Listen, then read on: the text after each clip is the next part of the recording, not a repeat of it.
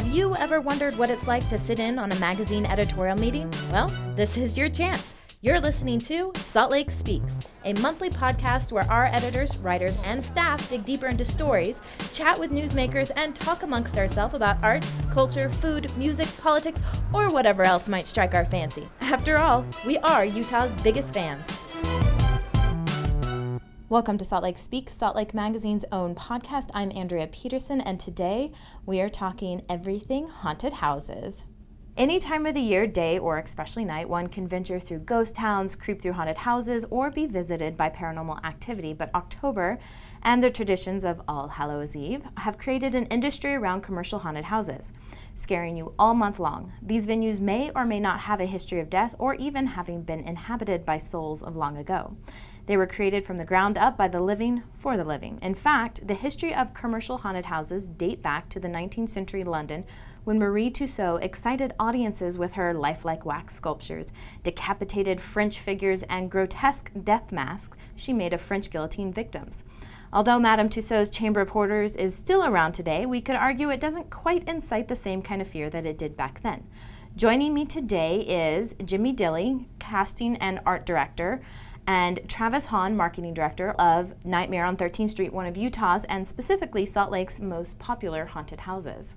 Thank you for joining me. Yeah, thank you for having us. Nightmare on 13th has been around for just under 30 years, is that correct? That is correct. And has been featured several times on Travel Channel, USA Today, BuzzFeed, kind of all those major shows. So let's start there. What makes Nightmare on 13th Street one of the most successful haunted houses in Utah?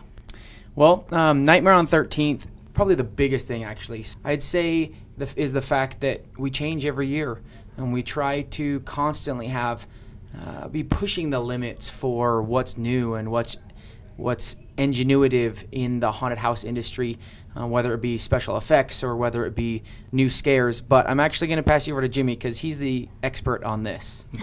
Jimmy, what goes into creating a haunted house from start to finish? Well, it's not like the 90s where it was plastic sheets and cute Kmart decorations. Nowadays it's literally an art form where we have to spend the entire year on in order to create. We'll start out with the blueprints of the building and then try to figure out what types of scares we want to do, what type of decor and general feeling we want people to feel when they're going through the haunted house. And we like to specialize more in the Halloween side of haunted house and less the horror and the gore and stuff like that, because it's a little more classic. Describe that a little bit to our audiences. What is the difference then? Well, every attraction has its own aesthetic. Some have more of an industrial feel. Some have more of a classic Halloween feel, which is what we like to go design our show off of, is because a lot of families like to come to our haunted house. And so we want to make sure that everyone feels safe and that they can still come and have a good time, but get scared at the same time as well. So then, Jimmy or Travis, you guys can both take this. What makes a good haunted house? What makes a good haunted house is scares. That's what people come for. They come to a haunted house to be scared.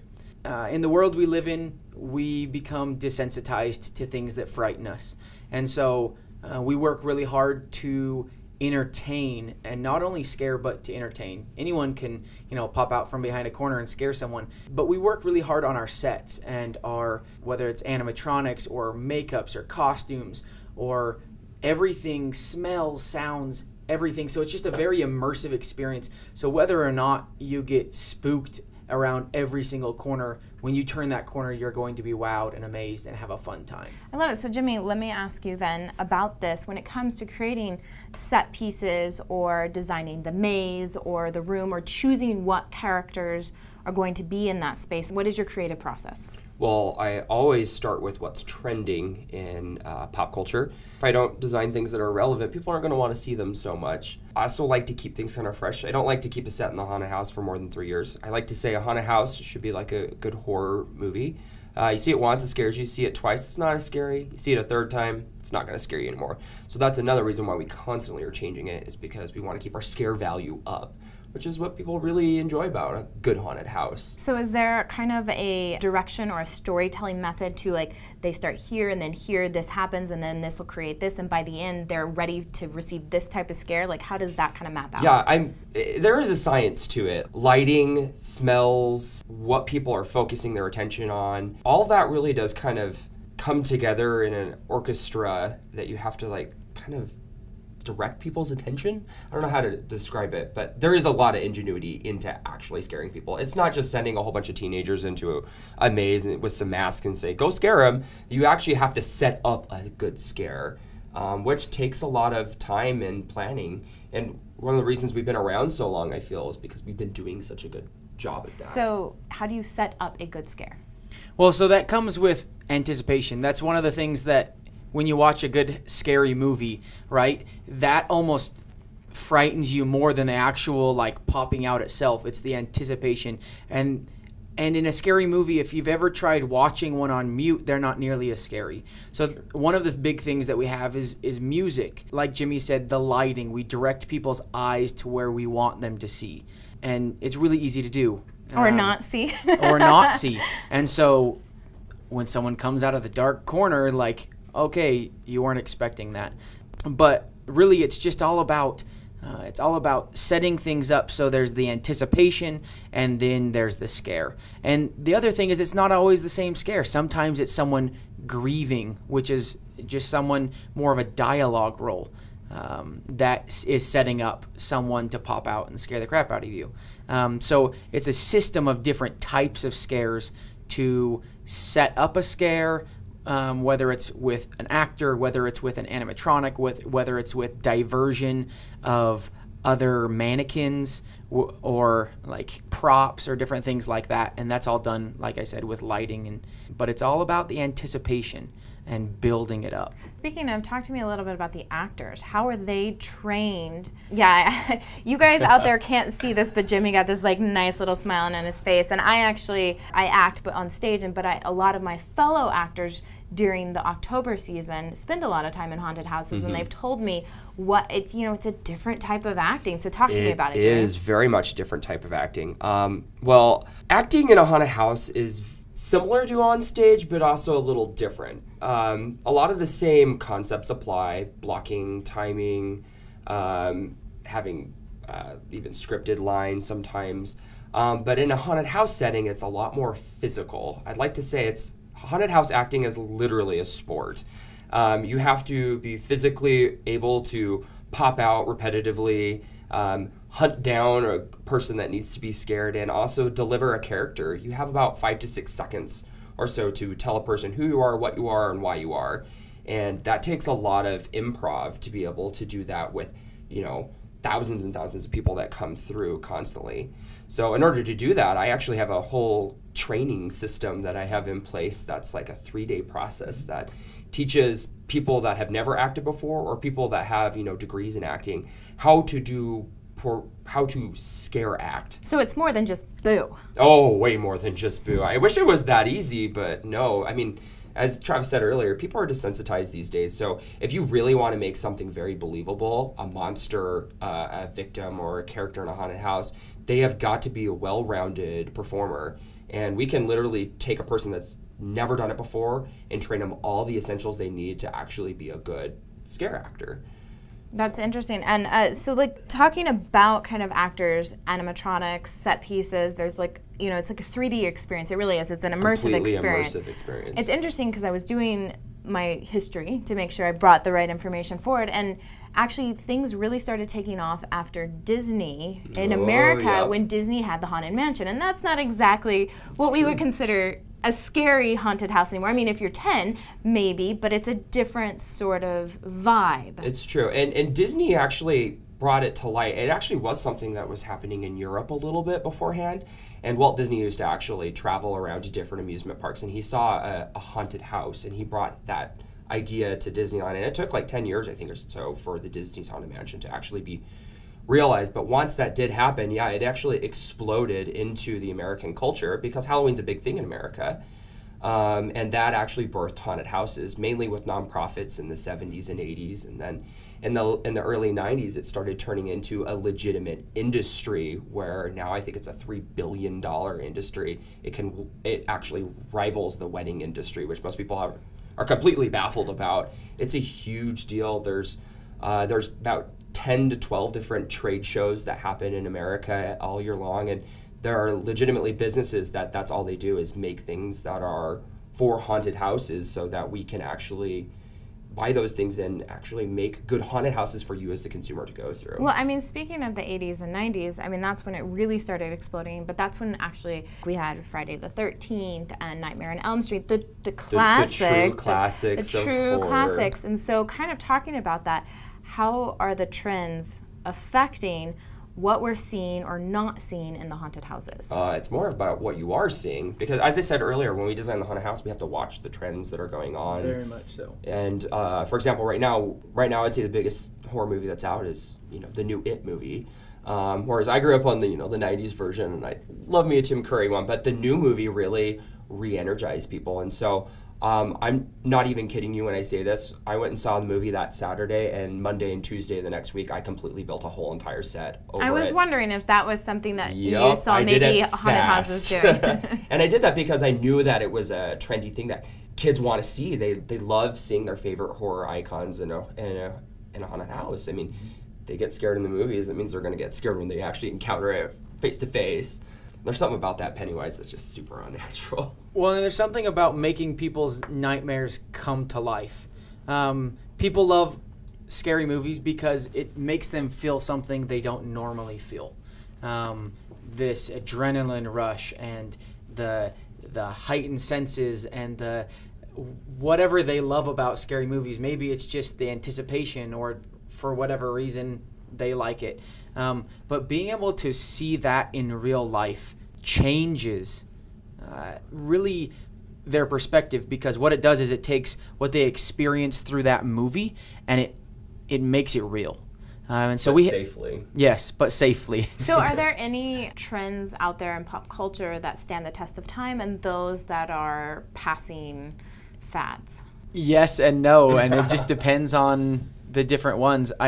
Of course, the original slasher guys, like, we still have those in our haunted house. They're classics, and everybody knows them, even if they're not horror buffs or scary movie watchers. Everyone knows. I mean, the everyone originals. knows the sound of the chainsaw. Oh like, my gosh, yeah. Regardless. That'll send lots of people running for the hills. I mean, everyone loves a good chainsaw. But I mean, in a haunted house, there are other proven things, like you want to always touch on basic human fears: spiders, afraid of the dark, claustrophobia. I forget the phobia name for clowns, but clowns are always one of those things. This year we decided to put clowns with chainsaws, and that's been a whole new addition, because most of those people that hate clowns and chainsaws are usually the same type of people. It's like a double whammy. It's a double whammy. It's awesome. So are there any scares that work better than others? It depends really on the person. I wouldn't say that there's one that's better than all the other ones. It really does depend on the person's fear level. But we have been recently finding ones that are like illusions are some of the best ones. We've been using a lot of mirrors and stuff to trick people into thinking that things aren't there when they really are. And we've been getting just amazing scares from that. We've also been implementing these things called actotronics, which are animations, but they're actually powered by an actor that actually can react to how you're reacting.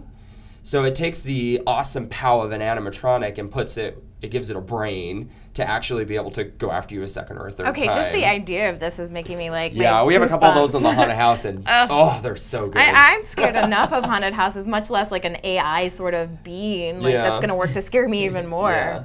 Oh, that's creepy. So I wonder, and correct me if I'm wrong on what you guys have seen, obviously the industry is still growing and it's getting bigger and bigger, but is it getting harder to scare people? Because I mean, we've got huge media out there and a lot of even what you talked about, the anticipation, the unknown, but we've got so many movies and television and news and media, and what is unknown out there?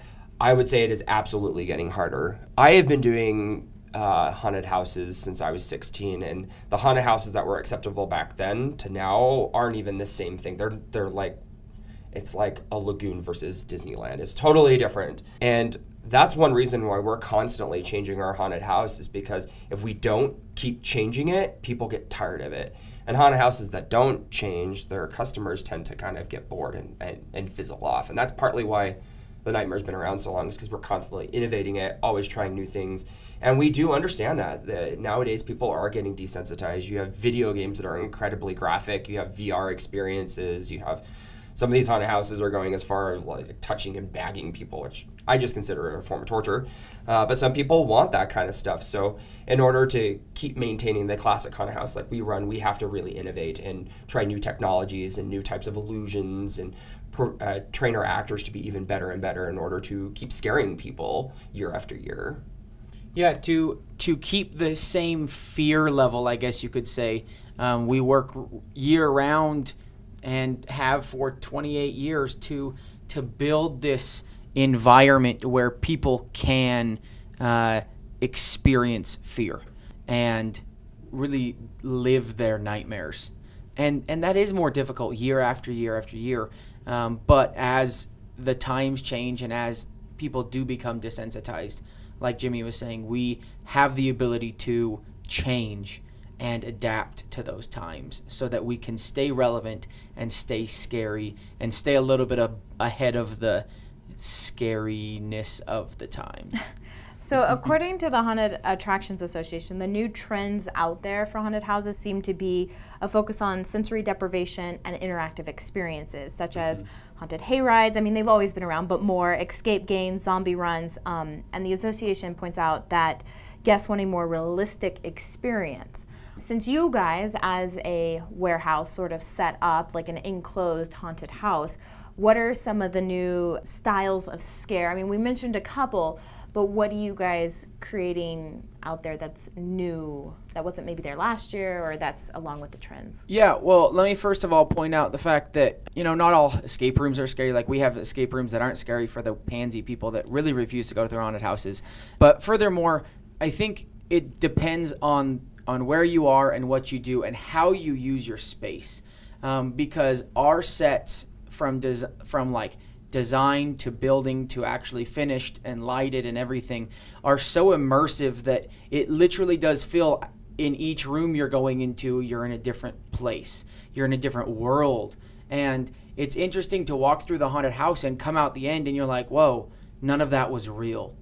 Because everything is so detailed, down to Jimmy even uses real food in the kitchen scene.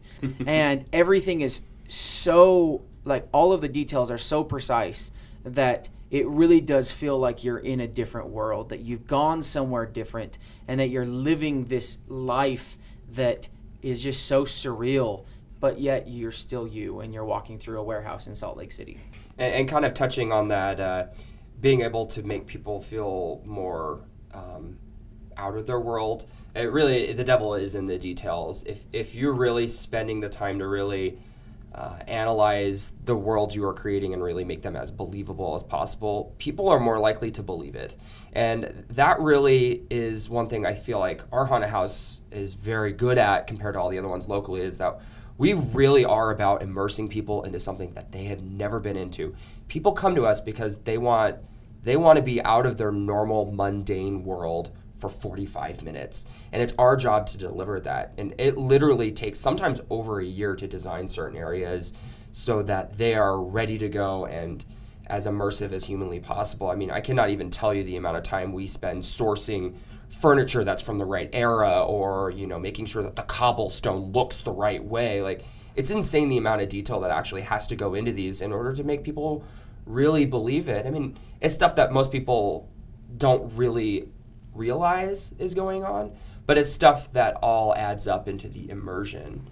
And we actually recently this year even opened escape rooms, and that was one thing that we definitely knew we had to do going into it, is because a lot of escape rooms in the area are very, they're very basic, simple puzzles, simple rooms, and we went into it and we're like, we are going to send them to Egypt. We're going to put them on Blackbeard's boat. We're going to make them feel like they're in an old bunker. We did everything in our possible power to be able to immerse people in a 365-degree area that's fully themed. You can rummage through the drawers, and they have papers that look like they were from the 1700s, stuff like that. Everything is so important in the entertainment industry, whether it's haunted houses, escape rooms, whatever the business is. You have to make sure that you're doing it right, because people will notice those little flaws and they'll point them out to you.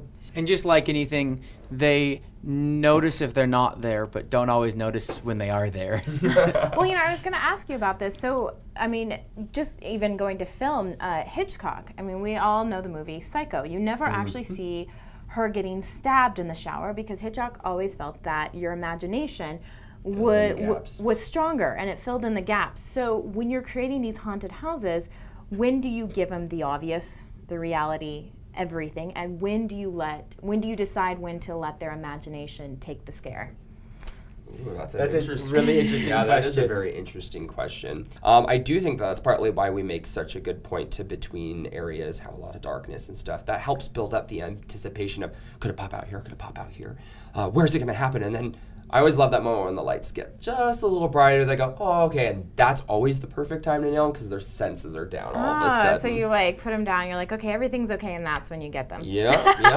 As I said, there's a science to it. It's a literal science. When you're feeling good. Okay, I have a question. So in the 1970s, and it's even come into recently, because I've experienced this, but in the 1970s, some incredibly religious areas started creating these similar haunted houses, but they called them hell houses. And there were scare tactics. In fact, I remember going through one in high school. I grew up in Texas, and you saw these teenagers who gotten pregnant, and then it's this hellish abortion, or this coked out teenager, and then she's being attacked by gang members, and then it all ends up in the end with these people being condemned to hell. So when is a haunted house going too far? Right there, personally, for me. I like to say a haunted house should be something that's fun. It has its scary elements to it, but it isn't real. This is a trend. Hell houses have been around for a while, and I don't like to call them. They've taken the idea of haunted house and tried to make it religious, which is their own deal. That's fine. I don't like to call them haunted houses. I do think that's kind of far. I also personally think even nowadays a lot of haunted houses are doing touching, bagging. Even some haunted houses are gagging you, pouring pig's blood on you. There are some haunted houses that are, I wouldn't even call them haunted houses. I call them torture houses, that are taking it a little too far. A haunted house to me should always be a place where a family can go, have fun, get scared, and just come out knowing that they had a good time and it was fun and safe. That should be a haunted house. Places that have a political agenda or kind of torching you, that's really, to me, not a haunted house. And this is the big debate of the decade in the haunted house industry is where is the line between haunted house and hell house, torture house? Horror house. Yeah. It's something where I think more increasingly having to combat in the haunted house industry, and even in Utah we're starting to have to battle that, which is fine. We're up to the challenge, and we just like to tell you this: we don't need to touch you to scare you. We know how to do it. Yeah, that's what I was just going to say. It's interesting because even here in Utah, some of our competitors are touching, and we have often people coming to us and saying, do you guys touch in your haunted house? And we say no. We've spent 28 years perfecting the art of scaring people. And we see it almost as a cop-out. We work really hard on our sets and everything, but if someone's taking your head and pushing it to the ground, you're not going to see those sets, so you don't need to work on them, right? Or shoving a bag over your head, or locking you in a closet, or separating you from your group and putting you in a black hole. If you're doing those things, you don't have to work as hard on the experience and making it fun and all of these things. And the showmanship goes out the door. It's less like a theater experience than when you're doing those types of things. And some people want that, and that's fine. Go for it. I don't care. But I want to tell you this right now. We do not need to touch you to scare you. We do a darn good job of it. Now, definitely. Do you guys ever, after they're created, you guys kind of are all involved in the process. Mm-hmm. Do you guys ever go through it, and are you guys ever scared by your own haunted houses? It's probably harder it's hard for you. For me because I literally train everybody how to scare people, and when people try to get me, I'm always like, good job, I'm glad you're trying. I'd actually say the haunted house is at its scariest when none of the lights are on. And so we actually, a few years ago, started doing these blackout events where we literally turn off all the lights, we'll leave the effects on, and we'll have the actors in there. And that's when the haunted house actually really starts to scare me because, It's like the ultimate anticipation because you know nothing. And you're literally in the dark with like a pin light. It's such a fun experience. Yeah, and for me personally, I don't spend nearly as much time walking through the haunted house as Jimmy does. I spend more time in my office at my desk. But I love going through and feeling the anticipation. And yes, there are the occasional rooms, even though I know where every single room is and how every single actor works in every single room, there's still the occasional times where I'll get a little jolt and, my body will tense up for a second.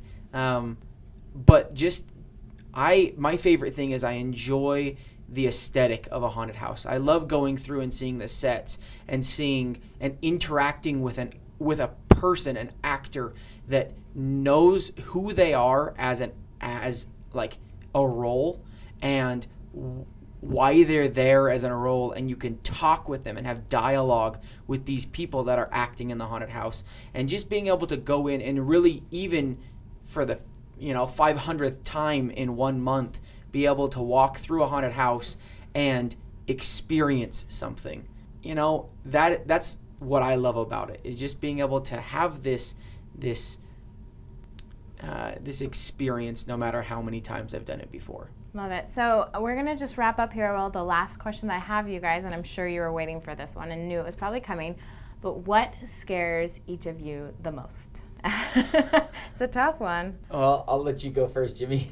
Jimmy, take I'd it say away. there are two things that scare me the most in the world. One is artistically plateauing. That's more of a personal fear, but there's also something about porcelain dolls I just absolutely hate. I've done rooms with porcelain dolls. Their faces are too perfect to be real, and they just bother me. They're just constantly staring at you with that kind of happy but kind of pissed off face. I'm not good with porcelain dolls. What scares me the most? I don't know. I haven't really thought about it, but I would probably, if I had to guess, my biggest fear, probably the feeling of not complete silence. For example, being in the haunted house alone in the middle of the night, and you're hearing the building creaking, and no one's there, but just like the silence with all of the sounds that are happening in the background. That's probably, that moment is the most freaky to me. Or when you're walking down the street at night and you can't see anything around and you can't hear anything, but it's just like you got this eerie feeling. You feel something's there still. Yeah. That's the feeling that freaks me out the most. It's not getting a little jump from someone jumping around a corner or anything like that. That's just, a little second of adrenaline, but the eeriness is really, I guess, where I usually get a little freaked out. Yeah, I have to say, if you put me in a dark room, I have an overactive imagination, and I will scare the crap out of myself in seconds. Haunted houses, I would appreciate for the art of it, but when it comes to me scaring, I'm a cheap thrill. Stick me in a dark room and I will freak out. Well, Jimmy, Travis, thank you for joining us. Where and what, give us the information. If people already don't know about you, which they probably do, you guys have been around long enough, but for those of you who are curious, what are your hours, location, how can they get to know you guys? Yeah, we're located on 13th South, right off of I-15. We like to say that we're the castle on 13th South with the dragon. So right over in between I-15 and the ballpark, we're just located there right on 13th South, a big, huge castle. And what are your hours during the month of October? We are open Monday through Saturday in October. Monday through Thursday, the hours are till 10 p.m., and then Fridays and Saturdays, we're open till midnight. And do you guys, I know I've seen you, I actually live near you guys, but what are the rest of the year? Do you guys do fun events? Is there anything to look forward to, or is it just an October thing? We will often open in what we call our off season, so non-Halloween time, for Friday the 13th events. People just like 13th South and Nightmare on 13th and Friday the 13th. We often will open in our off season, if it's not too cold, for Friday the 13th events. Perfect. Well, thank you guys for joining me. For the rest of you guys out there, this has been an episode of Salt Lake Speaks, Salt Lake Magazine's own podcast. You can find this episode as well as several others at saltlakemagazine.com/podcast.